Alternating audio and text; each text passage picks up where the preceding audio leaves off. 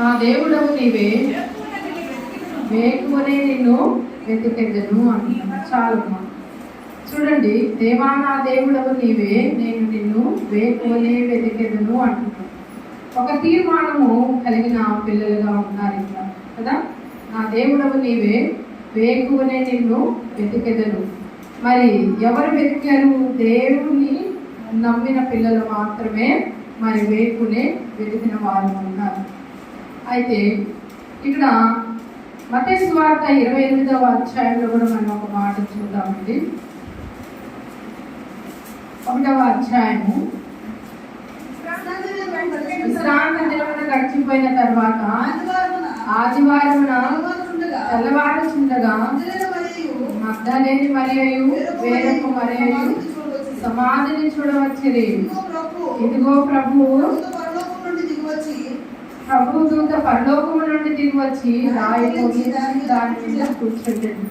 అప్పుడు మహాభూకంపము కలిగెను. ఆ దూత స్వరూపము వేరుకోవలే ఉండెను. అతని వస్త్రము హిమమంత తెల్లగా ఉండెను. అతనికి భయపడటం వలన కావలి వారు వనికి సచ్చిన వారి వలె ఉండేది. దూత ఆ స్త్రీలను చూసి, మీరు భయపడకుడి, సిలువ వేయబడిన యేసును మీరు వెతుకుచున్నారని నాకు తెలియను అంటున్నారు. చాలా ఇక్కడ మంచి మాటని ఇక్కడ తెలియపరుస్తున్నాడు. యొక్క వాక్యం నిమిత్తం ప్రార్థన చేసి వాక్యం ప్రారంభిస్తున్నాం. తలలోంచినట్టు మహాపరిశుద్ధుడా, జీవాధిపతులైన తండ్రి, స్తోత్రాలు వందనములు. ఏ లేఖనంతో నాతో మాతో ఏం మాట్లాడబోతున్నారో వెనుకల చెవులు హృదయాన్ని అర్థం చేసుకున్న మనసును వివేచన జ్ఞానాన్ని దాచి నా నోటికి మీరు భూరుగా ఉన్నట్టు పట్టుదాన్ని ఎగుతుంది దాని అర్హత లేదని అయినా పని పాత్ర లేకుండా మీరు నిలబెట్టుకున్నందుకు కృతజ్ఞతాస్తుతులు స్తోత్రాలు చెల్లిస్తూ ఈ దీన్ని మనం సమర్పణ చేసుకుంటూ దైవజనుల మధ్యలో ఉంటే క్షేమకరమైన మధ్యకు నడిపించమని యశ్వానామని ప్రార్థన చేసి వేడుకున్నాం తండ్రి, ఆమేన్. అక్కడ వేకువనే లేచి దేవుని వెతికిన వారు ఉన్నారు. మరి ఇక్కడైతే మరి తెల్లవారుజామునే లేచి ఆయన సమాధి దగ్గరికి వెళ్ళి మరి వెతుకుతున్న వారుగా ఉన్నారు. మరి ప్రభువుని నమ్మిన పిల్లలకు ఉండవలసినది ఏంటంటే దేవుని వెతికే ఆసక్తి ఉండాలి. ఏముండాలి? దేవుని వెతికే ఆసక్తి అనేది ఉండాలి. ప్రభు లేచాడు అని మనకి ఇక్కడ క్లారిటీగా తెలుస్తుంది. లేకపోతే వాళ్ళ సమాధుల దగ్గరికి వెళ్ళి వెతుకుతున్న వారు ఈరోజు చాలా మంది ఉన్నారు. సమాధుల పండుగ అంటారు. సమాధుల పండుగ అని ఎందుకంటారండి? వాక్యం తెలిసి మీరు అంటారా? వాక్యం తెలియదు మీరు అంటారు. సమాధుల పండుగ కాదు ఇది, ప్రభువు లేచిన పండుగ. ఏంటి? ప్రభువు లేచిన పండుగ. మనకి ఒక పునర్జన్మను చూపిస్తున్న పండుగ.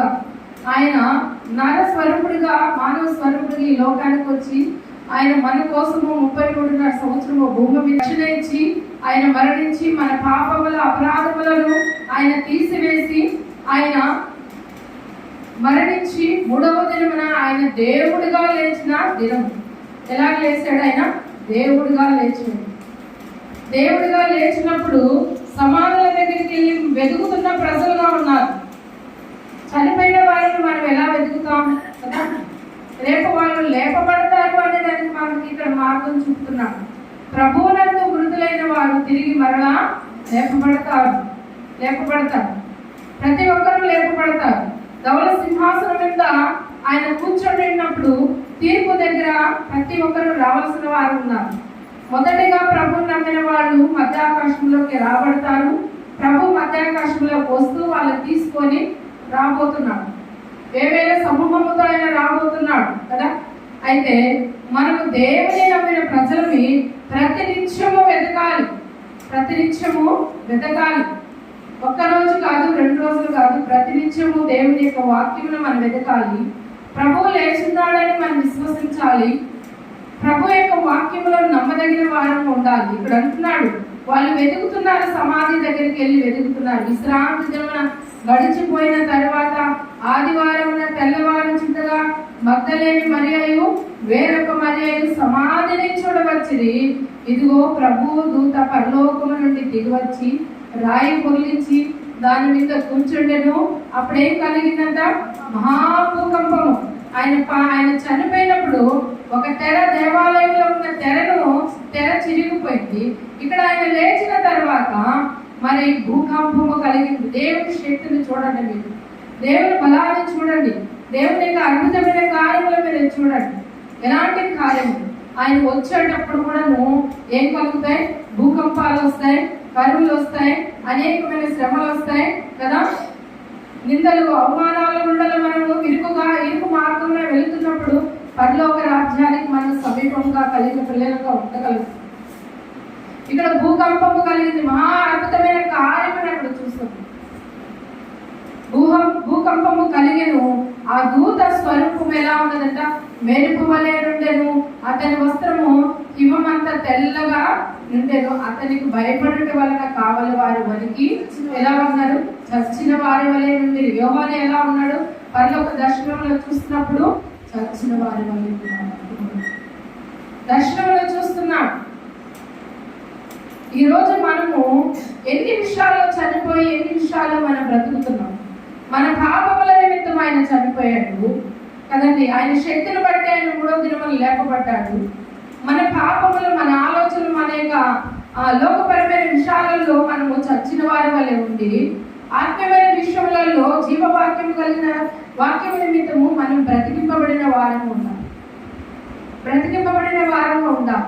అయితే ఇక్కడ అంటున్నాడు, వనికి చచ్చిన వారి వలె నుండి ఆ దూత ఆ స్త్రీలను చూచి మీరు భయపడకుడి అంటున్నాడు. సిలువ వేయబడిన యేసును మీరు వెతుకుచున్నారని నాకు తెలియను. ఆ దూతకు తెలుసు, సిలువ వేసిన యేసును మీరు వెతుకుచున్నారు. మనం వెతుకుతున్నామా? ఇదిగో వాకిట మరి దేవుని యొక్క దూత ఉన్నది, అపవాది యొక్క దూత ఉన్నది. మనం వెతుకుతున్నామా లేదా? మన యొక్క ఆలోచనలు ఎలా ఉన్నాయా లేదా అన్నది కూడా దేవుని యొక్క దూతలు వెతుకుతున్నాం. పరలోకంలో చూస్తున్న మన దేవుడు ప్రతిదీ కూడా పరిశీలన చేస్తున్నాం.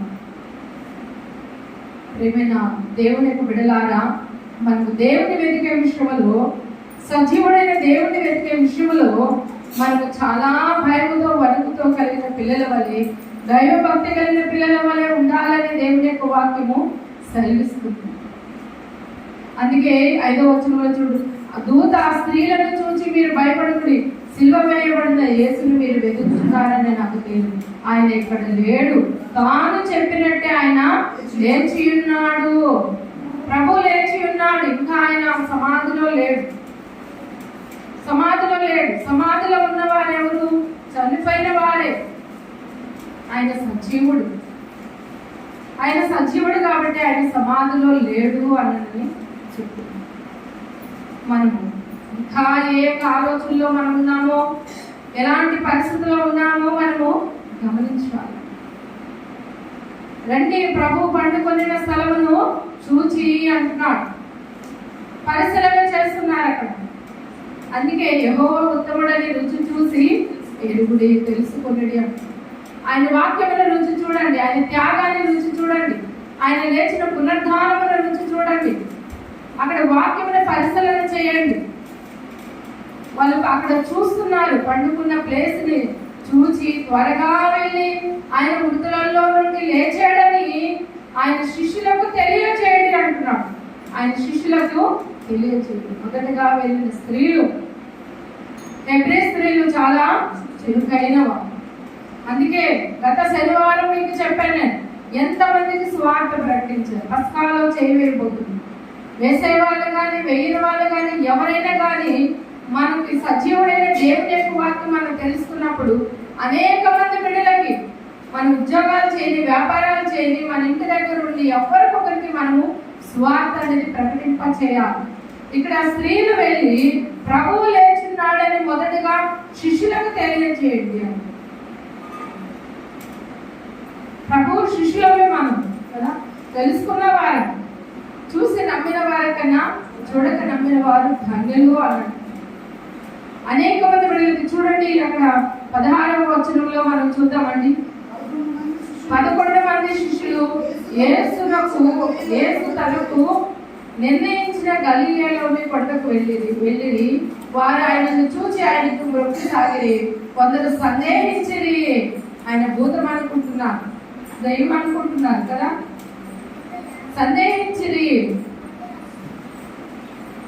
ఇంకా ఏమంటున్నారు అక్కడ?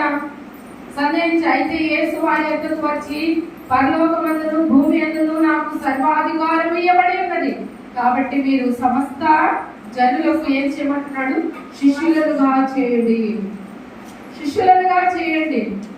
నా మరణ పునరుద్ధారమును మీరు చూశారు. నేను మీతో మాట్లాడుతున్నాను. నేను దెయ్యమని కాదు, నేను భూతాన్ని కాదు, నేను సజీవుడైన దేవుడను, నేను మాట్లాడగలిగిన దేవుడని. కాబట్టి అనేక జనులకి రక్షణ సువార్తను ప్రకటించాను. ఈ పునరుద్ధారం పండుగ దినమందు రక్షణ సువార్త మనం ప్రకటించే పిల్లలుగా ఉన్నారు. అనేకమైన బిడ్డల్ని దేవుని వైపు నడిపించే మరి ఒక శిష్యులుగా, ఒక సువార్థికులుగా, దేవుని బిడ్డలుగా, దేవుని యొక్క వాక్యమును అనుసరించి అనేకమైన బిడ్డల్ని దేవుని యొక్క వాక్యంలోకి నడిపించే ఒక పరివారమే ఉంటారు.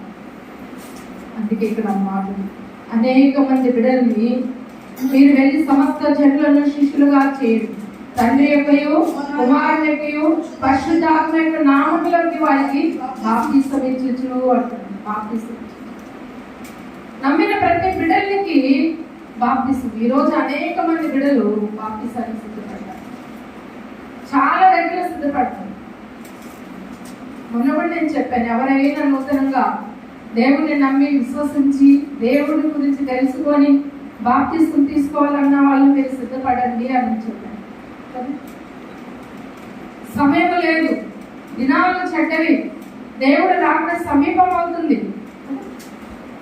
బాప్తిసంలోకి నడిపించాలి. బాప్తిసంలోకి నడిపించడం అని అంటే ఏంటి? ఆయన కుమార్తెగా, ఆయన కుమారుడుగా మరి ఒక నిబంధనలోకి రావడం, ఒక ప్రధానం చేయబడడం కదా. నా సొత్తు ఈ పిల్లలు, నా ప్రజలు ఈ పిల్లలు, నా సొత్తు నా ప్రజలు అనే ఒక నిబంధనలోకి వాళ్ళు రావడం. చూడండి 10వ వచనంలో అంటున్నాడు, 9 నుంచి మనం చూద్దాం. యేసు వారిని ఎదుర్కొని మీకు శుభమని చెప్పి వారు ఆయన ఎదురుకు వచ్చి ఆయన పాదములు పట్టుకొని బ్రొక్కగా. చూడండి, యేసు భయపడుకుడి, మీరు వెళ్ళి నా సహోదరులు గలిలయకు వెళ్ళవలనని వారు అక్కడ నన్ను చూచుకురాని వారికి తెలుపుడని. చక్కటి మాటని ఇక్కడ తెలియపరుస్తున్నాడు. యేసు వాళ్ళని ఎదుర్కొన్నప్పుడు ఏం చెప్పాడండి? శుభమని చెప్పి. మనల్ని మన సంఘంలోకి రాగానే ఒకరు పట్టి ఒకరు మనం శుభాలు తెలుపుకోవాలి. ఎందుకు ప్రత్యేకంగా దేవుడి శుభాలు తెలియపరుస్తున్నాడు? దేవుడు కదా, అక్కడ కూడా ఒక మాదిరి బ్రతుకున్నప్పుడు మాదిరి చూపించాడు, అనేకమైన విషయాలు తెలియపరిచాడు. ఆయన చనిపోయి తిరిగి దేవుడుగా లేచిన తర్వాత కూడా ఒక మాదిరి చూపిస్తున్నాడు. శుభము ఆశీర్వాదానికి సూచనగా మనకి కనబడుతుంది. చెబుతున్నామా మనం? ఈరోజు గుడ్ ఫ్రైడే అని మనం చెప్పుకున్నాం. అలాగే ఈరోజు పునరుద్ధారణ పండుగ అని చెప్పుకున్నాం. కొంతమంది ఈస్టర్ అంటారు. ఈస్టర్ కాదు, ఈస్టర్ అంటే గుడ్లు పెట్టే దేవత. ఈస్టర్ అని ఎక్కడ కూడా అనకూడదు. ఈస్టర్ మన బైబిల్లో కూడా ఎక్కడ కూడా లేదు. పునరుద్ధానము పండుగ, ప్రభువు లేచిన దినము, ప్రభుని ఆరాధించే దినము చెప్పుకోవాలి మనం. అన్ని దేవతలకు సంబంధించినవి, అన్ని ఆచారాలకు సంబంధించినవి మనం ఇతరులకు చెప్పడమే. ఇతరులకు దేవుని వాక్యం తెలియని వాళ్ళు పరిశోధించే వాక్యాలను కూడా పరిశోధన చేసి, వాళ్ళు కొన్ని విషయాలు పరిశోధన చేసి వాళ్ళు మనతో మాట్లాడుతున్నప్పుడు మనం వాళ్ళకి చెప్పలేకపోతాం, సమాధానం చెప్పలేకపోతాం. కనీసం భిన్న వాక్యమైనా మనము మన హృదయంలో నెమరు వేసుకొని భద్రపరచుకొని, ఎవరైనా హేతుబడికి ప్రతి వానికి ఎలా చెప్పాలి? సాత్వికముతో మరి తెలుసుకున్న విషయాలు వాళ్ళకి చెప్పినప్పుడు వీళ్ళు నిజంగా దేవుని యొక్క వాక్యంలో స్థిరులై ఉన్నారు. ఎలా ఉన్నారు? స్థిరులై ఉన్నారు. వాక్యము తెలిసి పిల్లలకి మన సంఘం గురించి మంచి సాక్ష్యం ఇచ్చాడు బ్రదర్ కదా. ఎల్లేపల్లం సంఘం అని అంటే ఎవరైనా వాక్యం వచ్చి చెప్పాలన్నా కూడా భయపడతారు. అంటే ఎన్ని సంవత్సరాల నుంచి వాక్యం, ఎంత లోతైన వాక్యం మీకు అందించబడిన వాక్యముకి మనం లోబడాలి. శుభాలు తెలుపుకోవాలి. మొదటిగా మనం శుభాలు తెలుపుకోవాలి. 100వ వచనంలో చెప్పుకోవాలి, సమాధానం కలుగును గాక అని చెప్పుకోవాలి. గలిబిలిగా ఉన్నది ఆ యొక్క ప్రభు లేచేంత వరకు గలిబిలిగా ఉంది వాళ్ళ యొక్క పరిస్థితి. సిలువ వేయడం, ఆయన కొట్టడము, మరణించడం ఉన్న తర్వాత ఒక స్త్రీ, పాపాత్మురాలు స్త్రీ ఏం చేసింది? తైలము తీసుకొచ్చింది, అత్తర తీసుకొచ్చి ఆయన మీద పోసింది. ఆ ఇల్లంతా కూడా సువాసనతో నింపబడింది. ఇక్కడ వీళ్ళు కూడా ఏం చేస్తున్నారు? మరి అనేక మంది స్త్రీలు, అక్కడ 2 స్త్రీలు చూసాం కొంతమంది, ఇక్కడ అనేక మంది స్త్రీలు చూస్తున్నాం. మరి మగ్దలేని మరియాయు, యాకోబు తల్లి అయిన మరియాయు, సొలోమెయు వచ్చి ఆయనకు పుయ్యవలనని సుగంధ ద్రవ్యములను కొనిరి. సత్యముని అమ్మివేయక కొని ఉంచుకోమన్నారు. సత్యమందు ప్రతిష్ఠింపబడిన పిల్లలుగా ఉండాలి అన్నారు. ప్రతిష్ఠింపబడిన పిల్లలమే మనం ఏమి సమర్పిస్తున్నాం? సువాసన. వీళ్ళు తైలాలు తీసుకొస్తున్నారు, సుగంధ ద్రవ్యములు తీసుకొస్తున్నారు కదా. ఎంత సువాసన కలిగిన మరి అక్కడ సమర్పణ తీసుకొస్తున్నారు. మనం ఏం సమర్పిస్తున్నాం? మనం ఏం అర్పిస్తున్నాం దేవుడికి? మనకు వేల కొలది, కోట్ల కొలది కొని మనం తీసుకొచ్చి మనం అర్పించాల్సిన అవసరం. హృదయంలో నుంచి వచ్చే శ్రేష్టమైన ప్రార్థన ధూపం వల్లే ఆయన సన్నిధిలో వేసినప్పుడు అది ఆయనకి ఇంపైన సువాసనగా ఉంది. ఇలా సమాధి దగ్గరికి ఇవన్నీ తీసుకొని వెళ్తారు. మరి చూడండి, వారు ఆదివారమున పెందల కడ నుంచి బయలుదేరి సూర్యోదయమైనప్పుడు సమాధి ఎదురుకు వచ్చుచుండగా సమాధి ద్వారమున నుండి మన కొరకు ఆ రాయి ఎవరో గురించి ఒకరితో ఒకరు చెప్పుకొని చుట్టూ వారు వచ్చి కన్నులెత్తి చూడగా, ఆగుదాం అక్కడ. కన్నులెత్తి చూడగా మన కన్నులు ఏ వైపు ఎత్తుతున్నాయి? పునరుద్ధానము పండుగ ముందు ఈరోజు మనకు ఒక శ్రేష్టమైన తీర్మానం కలిగి ఉంది. కొండల వైపు నా కన్నులు ఎత్తుచున్నాను అన్నాను. కొండల వైపు నా కన్నులు ఎత్తుచున్నాను. సియోను కొండ మీదకి దేవుడు వస్తున్నప్పుడు ఆ కొండ దగ్గరికి వెళ్ళి అనేక మంది ప్రజలు మాట్లాడొచ్చు అని మోషే అన్నాడు. నేను మాట్లాడాను, 40 రాత్రులు 40 పొగలు దేవుడితో గడిపాను. మహిమతో వచ్చాడు. ఆయన మొహమ్మని ఇజ్రాయేల్ ప్రజలు చూడలేనంత మహిమతో ఉన్నాడు. చూడలేకపోయాడు ఎంత మహిమతో. ఆయన చేవ్రాతతో పదార్థాలు రాసిచ్చాడు. ఎంత మహిమ చూసిన ఆయన మహిమను, ఆయన చెయ్యని చూశాడు. పరిపూర్ణంగా ఆయన చూడాలని ఇష్టపడ్డాడు మోషే. నన్ను చూడాలంటే నువ్వు తట్టుకోగలుగుతావా? కంట సందుల్లోకి వెళ్ళు అంటున్నాడు. ఆయన వీపు భాగాన్ని కొంచెమే చూపించాడు. దానికే ఆయన ఆశ్చర్యపోయాడు. కానీ వీళ్ళు మధ్యన 33.5 సంవత్సరం వెలిగాడు దేవుడు. ఎన్ని సంవత్సరాలు? 33.5 సంవత్సరం. ఆయన మరణించిన తర్వాత 40 సంవత్సరాలు, 40 నిమిషాలు కొండల వైపు కన్నులెత్త. ఇక్కడ మరి వీళ్ళు కన్నులెత్తి మరి చూస్తున్నారు. పెందల కడ లేచి బయలుదేరి సూర్యోదయమైనప్పుడు సమాధి ఎద్దుకు వచ్చుచుండగా సమాధి ద్వారమున నుండి మన కొరకు ఆ రాయిని ఎవడో పొర్లించడాన్ని ఒకరితో ఒకరు చెప్పుకొని చుండి వారు వచ్చి కన్నులెత్తి చూడగా రాయి ఏం చేసింది? పొర్లింపబడి ఉండుట చూచిరి. ఆ రాయి ఎంతో పెద్దది. బండ క్రీస్తుగా మనకి పోల్చబడి, బండ మీద తన ఇల్లు కట్టుకుని వాడు వరద వచ్చినా, తుఫాను వచ్చినా, గాలి వచ్చినా, ఏదొచ్చినా, ఇరుకులు, శ్రమలు, భయంకరమైన పరిస్థితులు వచ్చినా కూడా నువ్వు పడిపోవు. నిన్న నా సాక్ష్యం కూడా చెప్పుకున్నాం. ఆశ్చర్యపోయారు కొంతమంది సిస్టర్స్. ఆశ్చర్యపోయారు. భూమి మీద నిజంగా మేము బ్రతుకున్నాము అని అంటే అది దేవుని యొక్క మహాకృపని. ప్రతిరోజు కన్నీటి ప్రార్థన, ప్రతిరోజు దేవుని దగ్గర సమర్పణ, ప్రతిరోజు విజ్ఞాపన, ప్రతిరోజు దేవుని అడగడము, ప్రతిరోజు దేవుని ఒప్పచెప్పడం. ప్రతికూలమైన పరిస్థితుల్లో కూడా మనం ప్రయాణం అవుతున్నప్పుడు, బండ మీద మన ఇల్లు కట్టుకున్నప్పుడు ఏ సమస్య వచ్చినా కూడా పడిపోకుండా జాగ్రత్త కలిగిన వారంగా స్థిరులుగా ఉంటామని వాక్యం సెలవిస్తుంది. ఆ పెద్ద రాయి పొర్లించడం చూచారు కదా. ఎవరిని కూడా దాన్ని పక్కన తీసి పెట్టలేరంట. అంత బరువుగా, అంత పెద్దదిగా ఉంటుంది. ప్రత్యేకింపబడిన రాయి. కానీ దాన్ని దొర్లించడం అంటే అసాధ్యం. అది దేవుడికి మాత్రమే సాధించు. దేవదూతకు మాత్రమే సాధ్యమైనది కదా. దేవదూతల కన్నా మీరు శ్రేష్ఠుల కాదు, శిక్షకుల కన్నా కదా, జంతువుల కన్నా, దేవదూతల కన్నా, దేవుని కంటే కొంచెం తక్కువ వాడికి దేవుడు మనల్ని తయారు చేసి ఆయన నోటిక నాసికారంధ్రంలో నుండి మనకు జీవాత్మను అనుగ్రహించు. మనం శ్రేష్ఠులకు కాదా? అందుకే ఏముంచమంటున్నాడు? ఆవగింజంత విశ్వాసము ఉంచుము అని. ఆవగింజ చెట్టు ఎంతదండి? మీకు తెలుసా తెలియదో నాకు తెలియదు. చాలా చిన్నదే, కానీ చాలా చిన్న చెట్టుకి చాలా చిన్న ఆవాలే వస్తాయి. కానీ ఆ చెట్టు విస్తరిస్తుందంట, ఫలిస్తుందంట. అంటే ఇజ్రాయేల్ ప్రజలు అలాగా ఫలిస్తారు. ఆయన చూసి చూడకుండా చూసిన నమ్మిన వారి కన్నా చూడక నమ్మిన వారి ధనులను, చూడకుండా ఉన్న పిల్లలు కూడా విస్తరింపజేస్తారు. అంత విశ్వాసంలో అంత ఫెయిత్లో రావాలని దేవుడు ఇష్టపడుతుంది. ఇక్కడ పొర్లించి ఆ రాయిని పొర్లించి ఇంకా ఏం మాట్లాడుతున్నాడు అక్కడ? ఒకరితో ఒకరు చెప్పుకొని చుండేది వారు వచ్చి కన్నులెత్తి చూడగా రాయి పొర్లింపబడి ఉంటుట చూచిన ఆ రాయి ఎంతో పెద్దది. అప్పుడు వారు సమాధిలో ప్రవేశించి తెల్లని నిలువుటకి ధరించుకొని ఉన్న ఒక అడుచువాడు కుడివైపున కూర్చుండుట చూచి మిగిలిన కలవరపడి కూర్చొనిండుట చూచి కలవరపడ్డాడు. అక్కడ లేచి ఉన్నాడు, ఇక్కడ కూర్చొని చూడ కార్యాలు చూడండి.